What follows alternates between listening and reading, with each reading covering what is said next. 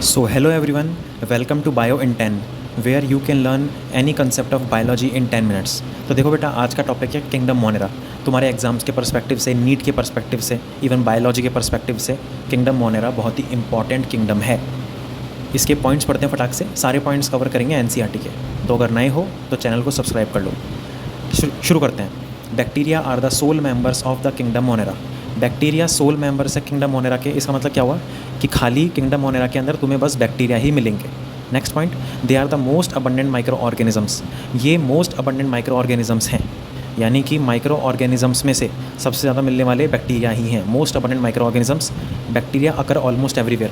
Bacteria तुम्हारे हर जगह मिल जाते हैं. कहाँ कहाँ मिलते हैं? नेक्स्ट पॉइंट में लिखा है hundreds of bacteria are present in handful of soil.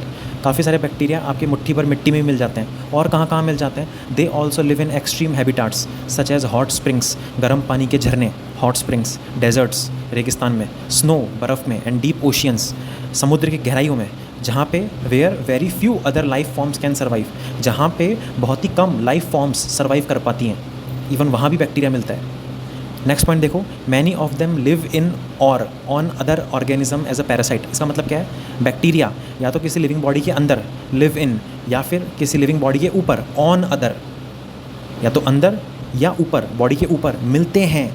एक मतलब जैसे इसको ऐसा समझो कि बैक्टीरिया हमारे अंदर डिजीज़ कॉज करते हैं. सारे कॉज नहीं करते, बट कुछ कुछ बैक्टीरिया डिजीज़ कॉज करते हैं. तो वो हमारी बॉडी के अंदर एंटर कर जाते हैं. तो उससे क्या होता है? वो पैरासाइट की तरह काम में करते हैं. तो उस केस में बैक्टीरिया को हम पैरासाइट बोलते हैं. फिर हम एंटीबायोटिक खाते हैं जिससे कि हम सही हो जाएं.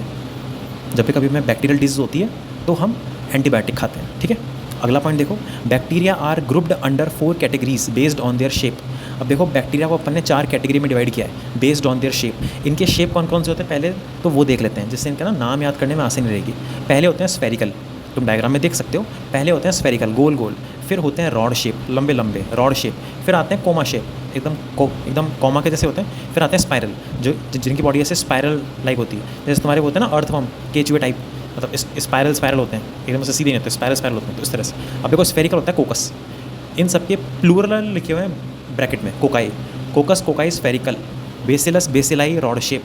विब्रियम विब्रियो कोमा कॉमा शेप. और स्पाइरिला या फिर स्पाइरिलियम स्पाइरल. ठीक है, याद हो गया होगा ऑब्वियसली बात है. स्पाइरल स्पाइरिलियम, स्फेरिकल कोकस, और आपका रॉड शेप है बेसिलस, और कॉमा शेप है आपका विब्रियम.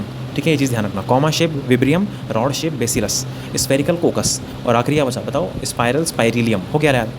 हो गया याद? आगे बढ़ते हैं. दो the bacterial structure is very simple.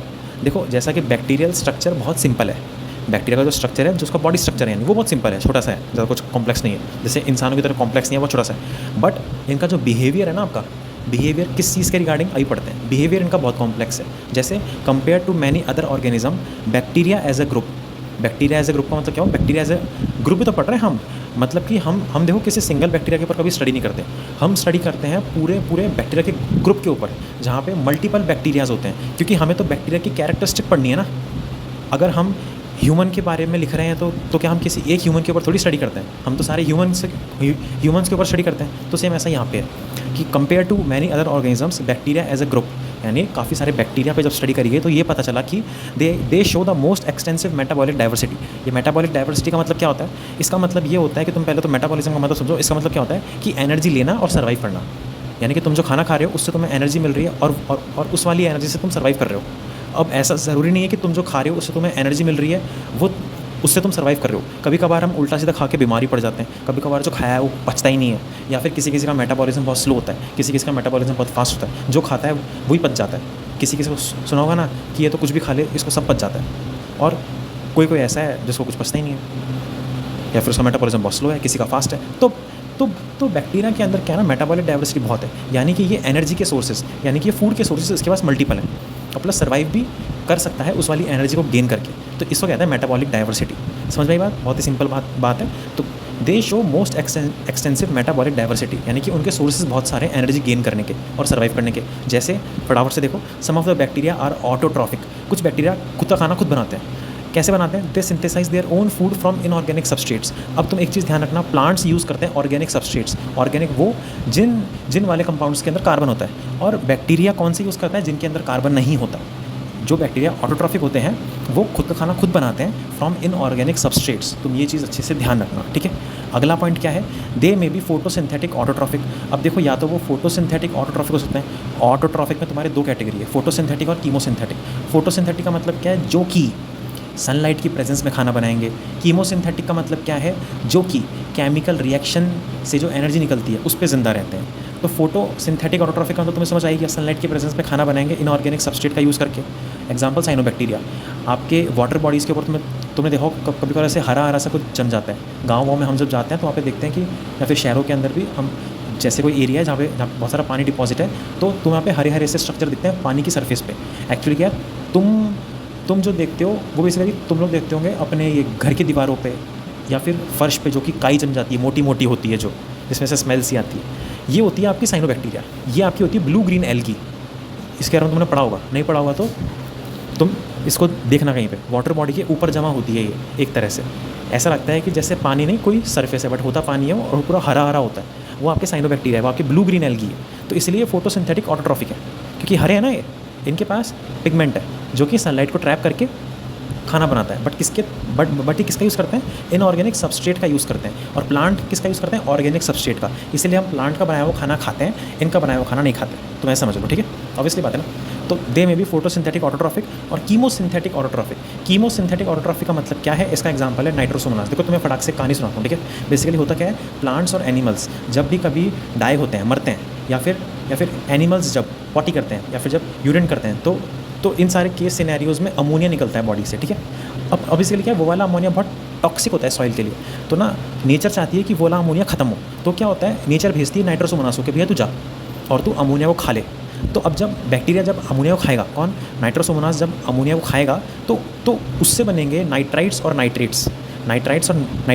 ये चाहिए होते हैं प्लांट्स को अमोनिया नहीं चाहिए। प्लांट को अमोनिया नहीं चाहिए, प्लांट्स को चाहिए नाइट्राइट्स और नाइट्रेट्स मिल गए प्लांट्स को। अब अमोनिया से जब नाइट्राइट और नाइट्रेट बनाया नाइट्रोसोमोनास ने, तो उसमें से कुछ एनर्जी रिलीज़ हुई इस वाली रिएक्शन से। जब अमोनिया से नाइट्रेट बना तो कोई एनर्जी रिलीज़ हुई, इस वाली एनर्जी को ले लिया नाइट्रोसोमोनास ने। तो अब एनर्जी तो खुद से बनाई ना उसने। खुद से उसने अमोनिया को जब नाइट्राइट में कन्वर्ट किया तो एनर्जी बनी, और यही एनर्जी आपके ले ली नाइट्रोसोमोनास ने। तो यही होता है कीमोसिंथेटिक ऑटोट्रॉफिक। सबसे इजी लैंग्वेज में समझाया तुम्हें, ध्यान रखना इस बात को, ठीक है। अगला पॉइंट देखो, the vast majority of bacteria are heterotrophs. बहुत सारे बैक्टीरिया ऐसे होते हैं जो कि हेटेरोट्रॉफ होते हैं, और मेजॉरिटी में सारे हेटेरोट्रॉफी होते हैं, यानी कि खुद से खाना कभी नहीं बनाते, दूसरे सोर्सेज पे ज़िंदा रहते हैं, दूसरे सोर्सेज पे डिपेंड रहते हैं फूड के लिए, एनर्जी के लिए। For example, that is they depend on other organisms और on dead organic matter for food. यानी कि ये दूसरे ऑर्गेनिज्म पे या फिर दूसरे डेड ऑर्गेनिक मैटर पे, सड़ी गली चीज़ों पे ज़िंदा रहते हैं। इसका सबसे अच्छा एग्जाम्पल क्या है, लैक्टोबैसिलस बैक्टीरिया बेटा आपके मिलता है दही के अंदर। अब तुम बोलोगे फिर सब दही खाने से बीमार क्यों नहीं पड़ते, क्योंकि बेटा लैक्टोबैसिलस बैक्टीरिया आपके पेट के लिए काफ़ी अच्छा होता है। तो इसके लिए होता क्या है, लैक्टोबैसिलस बैक्टीरिया का काम होता है दूध से दही बनाना। तो शाम के टाइम हम जब जामुन डालते हैं दूध के अंदर, तो उसमें होता है आपका लैक्टोबैसिलस बैक्टीरिया। ये बैक्टीरिया मिल्क में मिलने वाली लैक्टोज शुगर पे अटैक करता है, यानी अटैक नहीं मतलब कि लैक्टोज शुगर को कंज्यूम करता है और कर्डलिंग ऑफ मिल्क करता है, यानी मिल्क का दही बनाना।